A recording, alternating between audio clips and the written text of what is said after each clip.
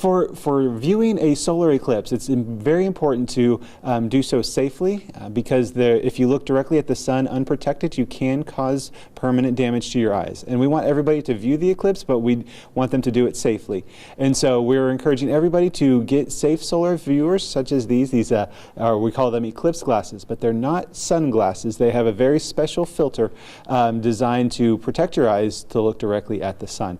Now, as you were saying, sometimes we have seen in the past, especially for the 2017 eclipse, that there are counterfeit glasses that can make their way onto the market, so that there are things to look for specifically. There is a special, it's called an ISO rating, it's the International Standards Organization, and the number that you want to look for is 12312-2. Now, however, we want to make sure that we are purchasing glasses from approved vendors. The American Astronomical Society has a great website with a list of all the approved vendors out there, so for people who are looking and wanting to make sure that they buy a safe pair of glasses, you want to visit the American Astronomical Society's website, and that's eclipse.aas.org, and from there there's an eye safety tab and you can find a list of vendors from there. But it is important that as we get closer to the eclipse that people start making their purchases now. Don't wait until the last minute, because as we get closer vendors will start running out because these are going to be in high demand, and so you want to make sure that you are purchasing them in advance, make sure that you have them on the day of the eclipse. Yeah. Talk about, because I know when we're in totality you don't necessarily need the glasses, but when we're in that partial getting to totality and then after totality, that's when you really need them. Can you kind of talk about that? Right, absolutely. So this is something that it's very important that people look up their exact kind of location and timing to know when everything will play out. But if you're looking directly at the uneclipsed or partially eclipsed sun, so as the process is playing out, anytime you're looking directly at the sun, you will need solar eclipse viewers like those glasses. Now, there is a very special period of time when you can remove the glasses and look directly at the eclipsed sun, and that is during the period of totality. And that is going to vary in timing by the second based on where you are in the path of totality. So in Tyler, we're going to have about 1.5 minutes of totality here on TJC at the campus. But even if you were heading further west, like TJC West campus, they're getting about 2 minutes of totality. So they're having an extra 30 seconds. And further north in Tyler, you're going to have closer to 3 minutes of totality. And then if you were heading even further north or west from here, say Mineola or Van or Canton, you're getting close to 4.5 minutes of totality. And so where you are in that path is going to determine on how long you can look at the eclipsed sun without these glasses.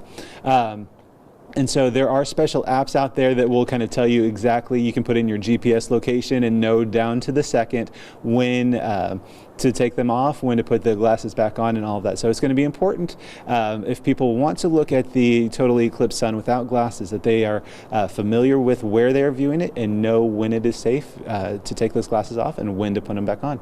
You know, with that, talk a little bit about kind of how these glasses differ from glasses like sunglasses. Right. Yeah, so these solar eclipse glasses are not sunglasses. They are a very special protective material. This material right here is rated for looking and observing directly at the sun. Again, that rating is ISO 12312-2, and they are more than 1,000 times more protective than sunglasses. And I'll sometimes hear people say, well, what if I wear 2 pairs of sunglasses or polarized sunglasses? And that is still not protective enough. That will not protect you from the harmful rays of the sun. Now, there are different ways that we can look at the sun if you don't have eclipse glasses.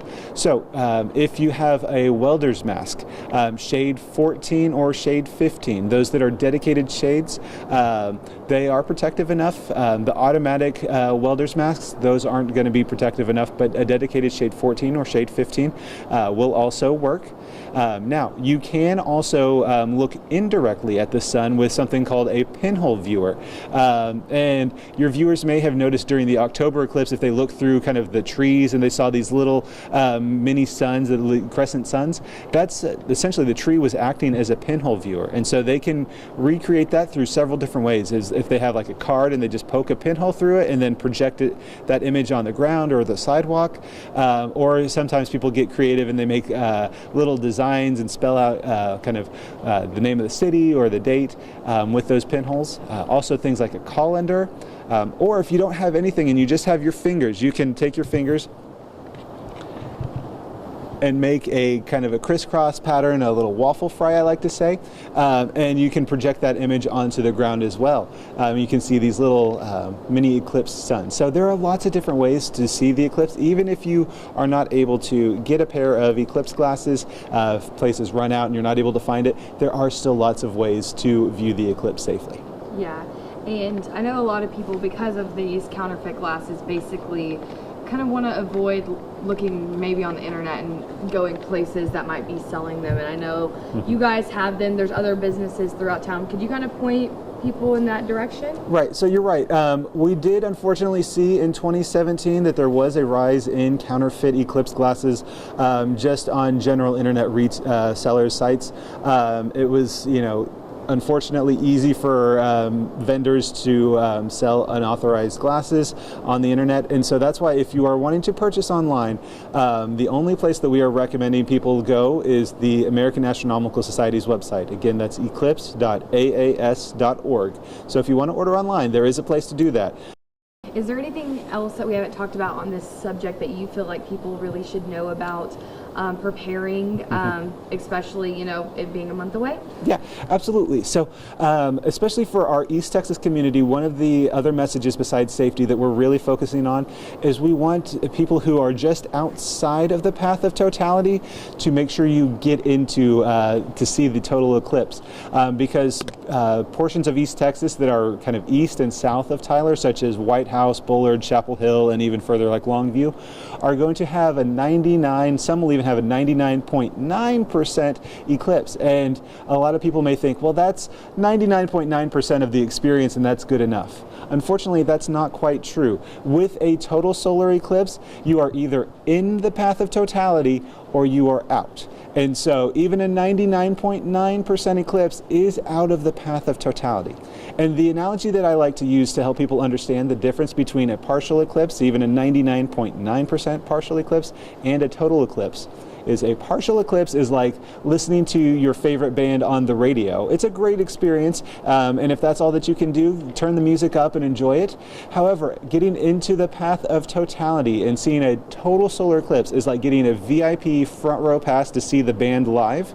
It's the same music, but nobody would say that it's the same experience. It's a completely different experience, and we want as many people that are close enough to the path of totality to get in and see the total solar eclipse, because believe me, it is something truly spectacular. We've been talking about sometimes things don't often live up to their hype. With a total solar eclipse, it absolutely will live up to the hype. It will be something that you will remember the rest of your life, and we want people to get in and see it and don't feel like, oh, I had an almost total eclipse experience when you could have a complete total eclipse experience on April 8th. Yeah.